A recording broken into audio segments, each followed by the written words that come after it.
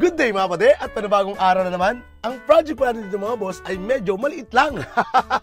Hindi tayo gagawa ng malaki ngayong araw mga boss at talagang maliit lamang po ang gagawin natin. Bali nabanggit ko nga po doon sa mga unang video natin na kung ano po yung pumasok sa lambat ay yung po yung kinukuha natin. So hindi tayo namimili mga boss nga. Kung minimum lang po yung gagawin ko ngayong araw ay yun lamang po ang gagawin ko ngayon. At hindi ko na po yung lalagyan pa ng isa pang schedule. So kung ano po yung available mga boss at depende na lamang po kung meron dalawang schedule na minimum ay tatanggapin ko po yun mga boss kasi sayang din naman po yung oras. Pero kung sakasakali isa lang ang sasabay doon mga bossing, eh okay lang din sa atin yun. So dito mga bossing ay nag-e-edit na tayo ng design ng ating bossing. So ang design ng ating bossing na ilalagay doon sa kanyang kamao ay rosas at meron pong nakalettering na dream. At itong request ng ating boss.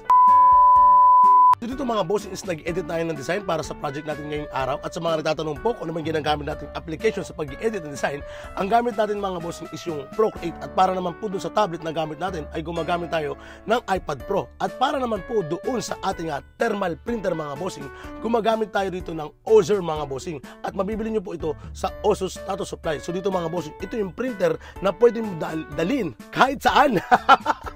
Nabubulo na naman. Ito yung printer na pwede mong dalhin kahit saan mga bossing. Kung sakasakali man po na meron kanyong bibilihin na printer mga bossing, ito na talaga siguro para sa akin ang compact mga bossing kasi kahit cellphone, hindi mo na kailangan ng laptop mga bossing, ma-operate mo na ito gamit-gamit lamang yung cellphone kasi meron itong application na i-download nang sa ganun is makonekta nyo nga ito at mapagana ninyo. At yun na nga po, yung advantage din nito mga bossing is kaya mong dalhin ito kahit saan. Kahit saan mga bossing. At kung sakasakali man po na meron pang sasabay na magpapatato, halimbawa ikaw ay nag-service, hindi ka na problema dun sa design kasi mga bossing nga is meron ka ng printer na pwede mong dalhin nga po kahit saan. At mga bossing hindi po rito gumagana yung classic na stencil paper mga bossing. Dapat ang gagamitin nyo nitong stencil paper mga bossing is meron po naka-indicate na thermal stencil mga bossing. Ibig sabihin ng pan-thermal po, katulad nitong ginagamit natin mga bossing. Ito yung manipis lamang mga bossing, yung may kulay dilaw na papel. Kasi yung classic na spirit mga bossing na ginagamit natin, yun yung makapal yung pang manual talaga yung mga bossing, yung mano-mano na nag-i-stencil. Dito mga bossing, kapag gumagamit kayo ng mga itong klase ng thermal printer, dapat thermal paper din po yung gagamitin nyo na sa ganun ay saktong-sakto mga bossing yung magagawa ninyong stencil at hindi masyadong makapal. At para naman po doon sa materials na gagamitin natin mga bossing, gumamit tayo dito ng dalawang klase ng karayom. At ang karayom na ginamit natin para matapos ng project ito ay gumamit tayo ng 9RL at ng 15RM mga bossing. So yung dalawang klase lamang po na needle yung ginamit natin para matapos ng project na to. At para naman po sa kulay itim na tintang gamit natin mga bossing ay gumamit tayo ng ultra black ng Allegory. At para naman po sa puti ay gumamit tayo ng Star Bright White. Nga pala mga boss, lalo na doon sa mga kaibigan natin na nagbabalak magpatro at dyan din sa part na yun mga bossing. Kailangan nyo po i-ready ang inyong katawan lupa mga bossing kasi isa rin po yan sa may masakit na part kapag tinatatuan. Yes mga bossing, masakit po sa part na yan kasi marami rin po ugat dyan at medyo mas manipis na po yung balat dyan. At speaking of balat mga bossing, meron po dyan parte mga bossing na kung sakasakali patatatuan ninyo ay nag-fade po kaagad. Saan naman yun Sir Lloyd, yung nag-fade na sinasabi mo? Doon po yun sa may gilid ng inyong mga daliri mga bossing. Di ba may nauuso dyan mga bossing na nagpapatuto dyan sa gilid at nabubura? Yes mga bossing, nabubura po yun. So bakit po yun nabubura mga bossing? Dahil nga po iba na po yung texture ng balat doon. Pakalyo na kasi yun mga bossing dugtungan ng balat tsaka ng pakalyo doon sa palad natin mga bossing.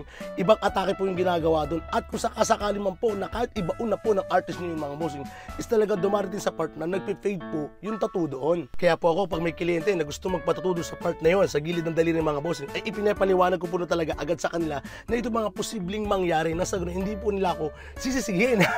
Kasi nangyayari dyan madalas mga bossing, kahit na maganda yung pagkakagawa mo, dahil hindi mo nga naipaliwanag yan, ngayon ikukwento ng kliyente mo doon sa kaibigan niya na malabo yung pagkakagawa ko kasi nga hindi ko na ipaliwanag. Pero totoo talaga mga bossing, talagang magpipade po talaga yung tattoo doon at yun ang hindi ko na ipaliwanag. Kaya kapag ako ay nagkakaroon ng kliyente dyan sa part na yun mga bossing, ay pinapaliwanag ko na po na sa ganun ay hindi nila ako masisi.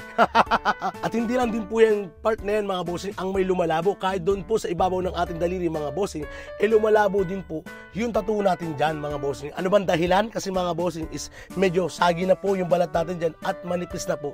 talaga. Kaya yung ibang artist dyan mga bossing, mas pinipinil na tatuan yan ng medyo hindi masyadong matitalye. Nang sa ganun is mag-stay po yung tattoo na ginagawa nila. Kaya doon sa mga boss natin na babalak magpatattoo, iwasan nyo po yung pagpapatattoo dyan ng masyadong matitalye. Na sa ganun ay tumagal po ang inyong tattoo dyan. At doon naman po sa mga kaibigan natin na nagsisimula pa lang sa pagtatattoo, ay kailangan maipaliwanag nyo rin po yung dahilan kung bakit ito lumalabo bago nyo simulan. So ito pa lang ating finished product mga boss, at total of 2 hours. O diba, ang bilis lang.